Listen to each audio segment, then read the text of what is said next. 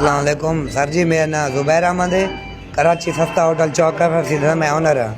छोटा मोटा साडा काम है। अगर डू बंदे हैं साडे अच्छा ते उस बाद असां वीडियो पढ़ते रह गए मोबाइल ते वाला असां ब्लैकमेलिंग करते रह गए कि पैसे 10,000 रुपया दे ना तो तेरा होटल सील थी वैसे असां पिछू टीम सदवा गिंदू।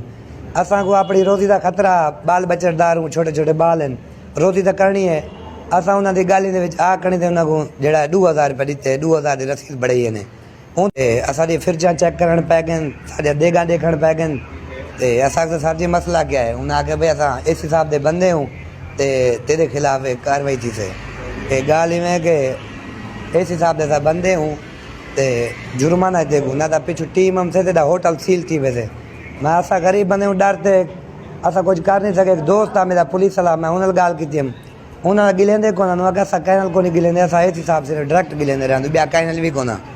खैर वो दोस्त मेरे को कहना रह गया कि पैसे को ना दे, लेकिन मैं अपने कारोबार या अपनी रोज़ी दे वारू बच्चे ने वारू देख करने तो मैं उन्हें 2,000 रुपया दे देम। बाद दे बेच वो वजन लगे उन्हें आके वीडियो बढ़ा देने कुछ कर, असा को तेरी वीडियो कुछ को नहीं। उन्हें तो बाद मैं गुलेंदा रह गया, कोई भी को नहीं लभ्या। इधर आया हूँ काम करने के लिए। आई बात समय ये बंदे दो आए मेरे पास, बोला आप कहाँ के रहने, मैंने बोला कनकोट का रहने वाला हूँ। बोला आप यहाँ जो आए हैं जासूसी करने के लिए आए हैं। बोला नहीं भाई मेरा तो रिकॉर्ड साफ़ है, ये एनआरसी ले लो आप लोग।